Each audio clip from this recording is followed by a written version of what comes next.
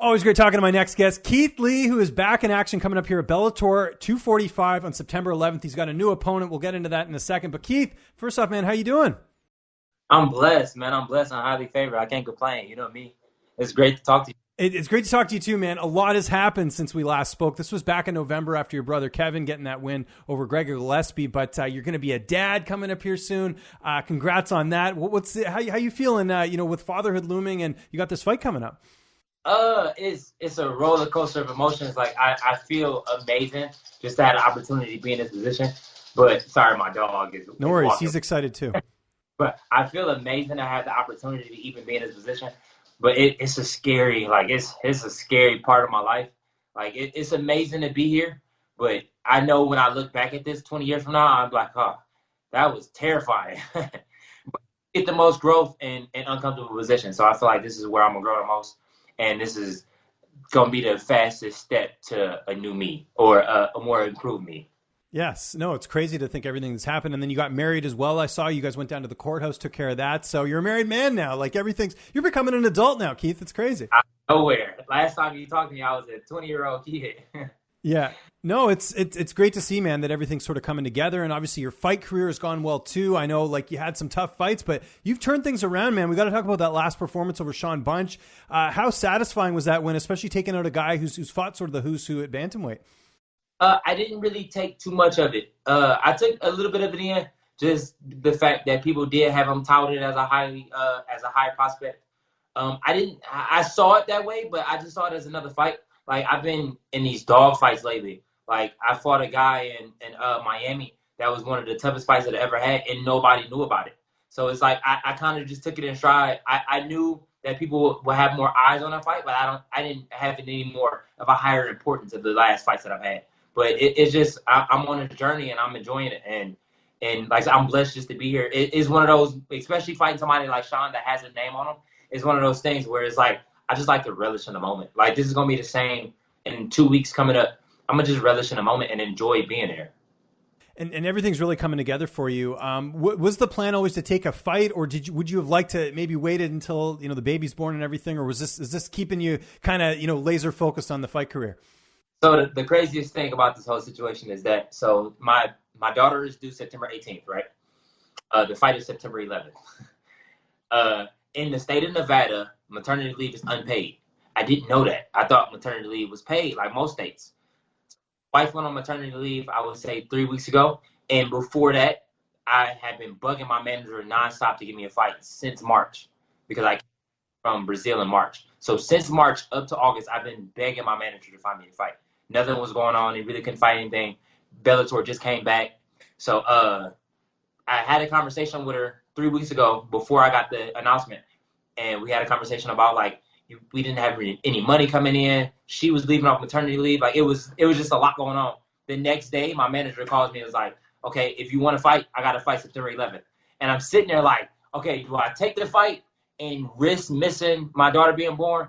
Or do I go make the money and advance my career and advance my life for my daughter when she gets here? It was one of the hardest decisions I've ever made in my life, but I believe honestly in God that I made the right decision. Yeah, it's crazy how timing works out like that, right? With everything and getting the fight in the 11th. And of course, you have a new opponent now. I was supposed to be Dominic Mazzata. Now you're facing a Vinicius Zani. I know it doesn't really matter about the opponent, but I'm sure you're glad that this, fight's still staying intact because that's the big thing is getting that momentum going. Is that I still get to fight. I got the call maybe 4 days ago that Dominic pulled out. I hope he's all right. I don't know what's going on. They didn't really tell me. But with all of this pandemic going on, that I'm assuming it has something to do with health-wise because they said it was an injury. My prayers go out to him. I hope he's all right. I hope his family's all right. But I'm just happy I get to fight. I don't know much about this Vinicius kid. I think it's gonna be a really tough fight. I think it's gonna be a really scrappy fight. I've watched 1 or 2 of his fights, and he's tough. He's gonna come to fight. And my last 3 or 4 fights, I just believe it's gonna be me versus myself and me going there and just fighting because I think that's honestly the key to my victories lately. Has just been me allowing myself to go out there and fight. And this is at a 140-pound catch weight. I know, I'm sure there's a variety of reasons for that, but the plan is to fight at 35, right? Is that sort of your idea? Yeah. So the 140 was actually brought up by Dominic. Oh, gotcha. Okay. When they first reached out to me. So I asked my manager back in March. I got up to 174 pounds. Huge. I was fucking huge. But when I originally brought up the conversation of fighting back again really soon, I was like, we can do it at 45 or we can do it at a catch weight of 40. But then I started really like cracking down on my diet. Now I'm back to walking around at like 154, 155. So this is my normal walk around weight that I walk around to make 35. So I thought the 35 was a full go. But then we got the call from Dominic that he wanted it at 40. So I was like, I might as well. And then when we got the last minute switch, I already had made my mind up to be at 40. So I was like, I might as well just stay at 40. So that's how that came about. Makes sense. Was that just COVID eating, or what? How'd you get so heavy? COVID eating, pregnancy cravings. Yeah, because she wants food, and you're probably like, hey, give me some of that, you know? Exactly. It's like whatever she was eating, I was eating. We was eating In-N-Out like 4 times a day. McDonald's fries, the worst shit that you could possibly eat. Ice cream, pickles, anything you could think of that was bad for you, I was eating. And I got up to like 100. And this is the craziest thing, that I was still training on my own. Obviously, with the pandemic, I couldn't train to full capacity, but I was still training on my own, and I still got up to like 170-something pounds. I was huge, like a brick wall. Well, it's like they say, you can't out-train a bad diet, right? You got to fuel the machine just as well as you train, right? So exactly. There you go. Speaking of training, I saw you putting in some work with Gustavo Lopez. How cool was it to see him get that UFC shot? He actually had a pretty good fight, fighting one of the toughest bantamweights in Merab Dvalishvili. It's crazy. I've been training with Gustavo for going on 5 years now, 4 years. When I first came, the very first time I went to Extreme Couture's, Kevin took me to a wrestling practice. This was before I had ever put on a pair of MMA gloves, before I ever did anything sparring-wise. He took me to Extreme Couture's, and it was wrestling day, so it was just pure wrestling. And this is when me coming straight out of college, I'm thinking, like, I'm that guy. Like, I'm going to take everybody down. Like, I'm going to do really well. I took 3 guys down, and I was feeling myself. Like, I was like, oh, this is easy. Like, these MMA guys can't wrestle. Gustavo Lopez is on the other side of the mat. And chubby Mexican kid, really short, doesn't really look like the guy, that guy, right? So he walks on the other side of the mat, and Kevin already knows exactly who he is. Like, he knows he's like one of the best wrestlers that I've ever won with. I didn't know that. So I went into the round super overconfident. He tore me out the frame. I'm talking about like at least 10 takedowns in the matter of 2 minutes. Like, just destroyed me. And ever since then, we've been like really, really close friends. We have super competitive rounds now. I go back and forth with Gustavo, and he just propels me to a higher level. And it's just crazy to see everybody around me in the UFC now. Like, everybody that I've grown up with, or everybody that I've been training with. Like, TJ Laramie's in the UFC now. All the Jourdain brothers. Gustavo, like everybody that I've seen come up at the same level with me as in the UFC. So it just shows me what level I'm at.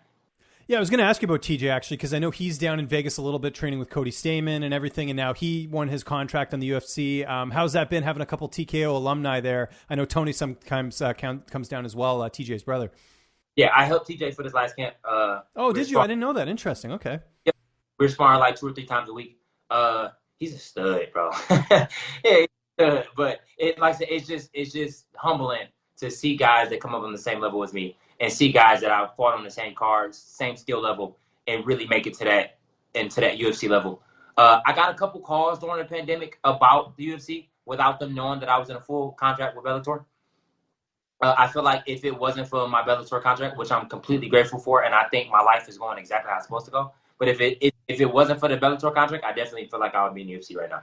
But I feel like with the Bellator contract, it's perfect for me right now, because it's molded me to the point where I get to the UFC, or when I get to the high levels of Bellator, I'm not just there for 1 or 2 fights, or I'm not just for the spotlight. Like, I'm here for a long time. And I feel like seasoned, that's the big thing. You fought really good guys leading up, like in terms of your competition. So that's like another big point. And to be honest, you're in a good spot regardless, because Bellator is making their bantamweight division a huge priority. We got this huge title fight coming up here soon with Archuleta and Patchy Mix. Like, I think you're sitting pretty good. Like, in any promotion you can look at, we got one of those divisions. So I feel like when I get to that high level and I feel like I'm already there when it comes to competition wise. They threw me right in the deep end. But I feel like when I get to that higher level and I'm fighting those guys in the top 5, top 6, I'm going to be there for a while. I'm going to be there for a long time. And I'm going to be one of those names that you don't look at for 1 or 2 fights. I'm going to be one of those names that you look at for a generation. Who's going to be in your corner for this fight? Just Kevin and Dewey. Oh, excellent. Okay. And how's this fight playing out? I'm sure you'd like the finish. I know the last one went the distance, but, how do you envision? Because, again, you're sort of just betting on yourself here. You don't know too much about the opponent.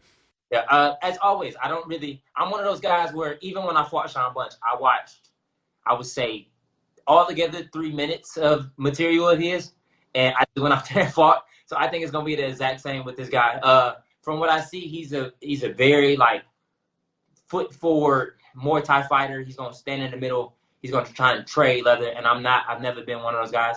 I'm not going to stand there and let you punch me in the face. I think I'm going to move around him. I'm going to come forward when I want. I'm going to use my feet when I want. I think I'm going to do a really good job of being fluent, getting takedowns when I want them. If he does decide to wrestle with me, out scrambling, just winning scrambles, being more aggressive, being tenacious, and just going out there and being myself, really. I think that's the key of this fight is just to be myself, using a good jab, doing whatever I really feel like it. I don't think, and this is not no disrespect towards him, but it's nobody in a division or nobody in any promotion that I feel like when I'm on my game, is nobody that has a chance to stop me. Love it. You mentioned your contract. How many more fights do you have? Because I think was that the first one? I was trying to remember. Yep, that was the first one, so I got 3 left on this contract. So after this, I got 2. And is the plan to try and get one more in this year, or do you want to sort of enjoy fatherhood and maybe look at next year? It depends on how this fight goes. Right, yeah, that's true. If it definitely wasn't for my wife being pregnant, I would try to get all 3 done in this year. Because, you know me, I try to at least get 4 or 5 in a year. But it depends on how the whole pregnancy goes and how I feel as a father to a 2-week-old, 3-week-old. Like I right now, I can't say I'm in the mental capacity to say I'm willing to leave my 1-month-old to go fight somewhere in Uncasville, Connecticut. Right. No, absolutely. But figure out once that time comes, and we'll figure out. But right now, it's all about getting there to this fight and getting back healthy. I watched your gender reveal video. Whose idea was it to keep tricking everyone? Of course, it was Kevin's. So okay. I gave him full permission to do everything. Like he came to the doctor's visit with us, and he got the gender before we never saw it. He was the only person with the paper, and he planned the entire thing. And the video only shows a glimpse of like the chaos that was going on. I was ready to fight everybody. Everybody. Like if I had a pair of gloves, everybody would have got fought that day. But yeah, it was amazing. Like I honestly was expecting a boy. Not gonna lie, the whole time as soon as I heard I was pregnant, I was expecting a boy. But I think a girl is gonna really calm me down and really. I've always been the emotional type.